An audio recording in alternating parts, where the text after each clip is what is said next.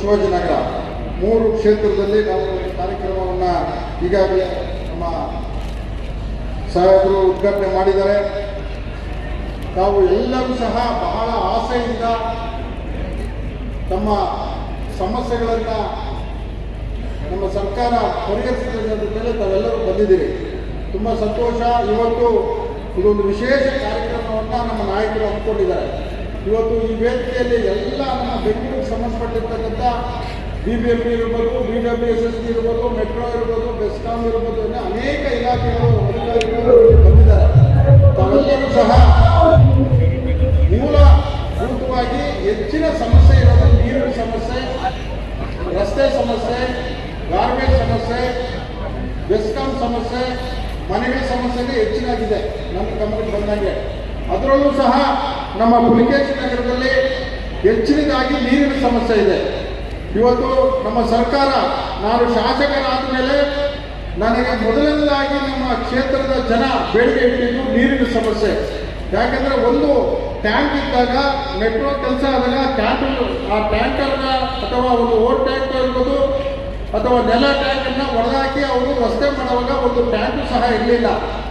ನಮ್ಮ BWSS ಅವರು ಕೊಡ್ತಕ್ಕಂಥ 2 ಅವರಲ್ಲಿ ಇಡೀ ಕ್ಷೇತ್ರದ ನೀರನ್ನು 15 ದಿನಕ್ಕೆ ತಗೋಬೇಕಾಯಿತು. ನಮ್ಮ ಸರ್ಕಾರದ ಮುಖ್ಯಮಂತ್ರಿಗಳು ಸೇರಿ ಕೂಡಲೇ ನಮಗೆ 30 ಕೋಟಿಗಳನ್ನು ನಮಗೆ ಬಿಡುಗಡೆ ಮಾಡಿದ್ದಾರೆ. ಬಿಡುಗಡೆ ಮಾಡಿ ಈಗಾಗಲೇ GLR ಪಂಪ್ ಇರ್ಬೋದು, ಹೈಕ್ರೋನ್ಸಿಂದ ನೇರ ಸಂಪರ್ಕವಾಗಿ ನೀರು ಕೊಡಲಿಕ್ಕೆ ವ್ಯವಸ್ಥೆಯನ್ನು ಮಾಡಿದ್ದಾರೆ. ನಾನು ಈ ಸಂದರ್ಭದಲ್ಲಿ ನಿಮ್ಮೆಲ್ಲರ ಪರವಾಗಿ ನಮ್ಮ ಸರ್ಕಾರಕ್ಕೂ ನಮ್ಮ ಉಪಮುಖ್ಯಮಂತ್ರಿಗಳಿಗೆ ನಾನು ನಿಮ್ಮೆಲ್ಲರ ಪರವಾಗಿ ಅಭಿನಂದನೆಯನ್ನು ಸಲ್ಲಿಸ್ತೀನಿ. ಅದೇ ರೀತಿ ನಮ್ಮ ಕ್ಷೇತ್ರ ಪುಲಿಕೇಶಿ ನಗರದಲ್ಲಿ ಹೆಚ್ಚಿನದಾಗಿ ಕಾರ್ಮಿಕರು, ಬಡವರು, ಅಲ್ಪಸಂಖ್ಯಾತರು, ದಲಿತರು ಇರ್ತಕ್ಕಂಥ ಕ್ಷೇತ್ರ, ದುಡಿಮೆ ಮಾಡತಕ್ಕಂಥ ಕ್ಷೇತ್ರ. ನಮಗೆ ಮನೆಗಳ ಸಮಸ್ಯೆ ಇದೆ, ರಸ್ತೆ ಸಮಸ್ಯೆಗಳಿದ್ದಾವೆ. ಇದರ ಗಮನವೂ ಸಹ ಅವರು ಗಮನಕ್ಕಾದಾಗ ಈಗಾಗಲೇ 40 ಕೋಟಿಗಳನ್ನು ಸಹ ಬಿಡುಗಡೆ ಮಾಡಿದ್ದಾರೆ. ಈಗಾಗಲೇ ಟೆಂಡರ್ ಸಹ ಆಗಿದೆ. ಅದೇ ರೀತಿ ನಮಗೆ ವೈಟ್ ಟಾಪಿಂಗ್ ಅಂತ ಒಂದು ಹೆಸರಿನಲ್ಲಿ ಈಗಾಗಲೇ 50 ಕೋಟಿ 100 ಕೋಟಿಗಳು ಸಹ ಬಿಡುಗಡೆ ಮಾಡ್ತೀವಿ ಅಂತ ಸಹ ಭರವಸೆ ಕೊಟ್ಟಿದ್ದಾರೆ. ನಾನು ನಮ್ಮ ಪಕ್ಕದಲ್ಲೇ ಇನ್ನೊಬ್ಬ ನಮ್ಮ ನಗರಾಭಿವೃದ್ಧಿ ಸಚಿವರಿದ್ದಾರೆ, ಬೈರತಿ ಸುರೇಶ್ ಅವರು ಸಹ ಕೊಡೋಕ್ಕಾಗಲ್ಲ. ಆದರೂ ಸಹ ನಮ್ಮ ಕ್ಷೇತ್ರಕ್ಕೆ 5 ಕೋಟಿಯನ್ನು ಅವರ ಅನುದಾನದಲ್ಲಿ ಸಹ ಬಿಡುಗಡೆ ಮಾಡಿದ್ದಾರೆ ನನಗೆ. ನಾನು ಈ ಸಂದರ್ಭದಲ್ಲಿ ಅವರಿಗೂ ಸಹ ಅಭಿನಂದನೆ ಸಲ್ಲಿಸ್ತೀನಿ. ಅದೇ ರೀತಿ ನಾನು ಉಪಮುಖ್ಯಮಂತ್ರಿಗಳ ಹತ್ರ ಒಂದು ಮನವಿ ಮಾಡೋದೇನೆಂದರೆ, ಈ ನಡುವೆ ನಮ್ಮ ಟ್ಯಾಕ್ಸ್ ಅನ್ನು ಕಲೆಕ್ಟ್ ಮಾಡ್ತಾ ಇದ್ದಾರೆ. ಈ ಟ್ಯಾಕ್ಸ್ ಅಲ್ಲಿ ನೀವು ಬೇರೆ ಕ್ಷೇತ್ರಕ್ಕೂ ನಮ್ಮ ಪುಲಿಕೇಶಿ ನಗರ ಕ್ಷೇತ್ರಕ್ಕೂ ಬಹಳ ಡಿಫರೆಂಟ್ ಆಗಿದೆ. ನಮ್ಮ ಕ್ಷೇತ್ರ ಬಡವರು ಇರ್ತಕ್ಕಂಥ ಕ್ಷೇತ್ರ. ಇದರಲ್ಲಿ ಏನಾಗಿದೆ, ಒಂದು ಮನೆ ಕಟ್ಕೊಂಡಿರ್ತಾರೆ, ಕೆಳಗಡೆ ಯಾವುದೋ ಒಂದು ಫ್ಲೋರನ್ನ ಅವರು ಕಮರ್ಷಿಯಲ್ ಇಸ್ತ್ರಿ ಪೆಟ್ಟಿಗೆ ಅಥವಾ ಯಾವುದೋ ಒಂದು ಸಣ್ಣದಾಗಿ ಅವರು ದುಡಿಮೆ ಮಾಡ್ತಾರೆ. ಅದಕ್ಕೆ ಕಮರ್ಷಿಯಲ್ ಟ್ಯಾಕ್ಸ್ ಅನ್ನು ಹಾಕಿ ಇಡೀ ಮನೆಗೆ ಟ್ಯಾಕ್ಸ್ ಅನ್ನು ಹಾಕ್ತಾ ಇದ್ದಾರೆ. ಕಮಿಷನರ್ ಅವರು ಇದನ್ನ ಗಮನದಲ್ಲಿ ಇಟ್ಕೋಬೇಕು, AR ಅವರು ಗಮನದಲ್ಲಿ ಇಟ್ಕೋಬೇಕು. ದಯವಿಟ್ಟು ಅದನ್ನ ನೀವು ಮನೆ ಟ್ಯಾಕ್ಸ್ ಅನ್ನ ಮನೆಗೆ ಹಾಕಿ, ನೀವು ಬಡವರು ಚಿಕ್ಕ ಮನೆಗಳನ್ನು ಕಟ್ಕೊಂಡಿರ್ತಾರೆ, ಅದನ್ನ ಟ್ಯಾಕ್ಸ್ ಅನ್ನ ದಯವಿಟ್ಟು ಅದನ್ನ ಮನ್ನಾ ಮಾಡಬೇಕು.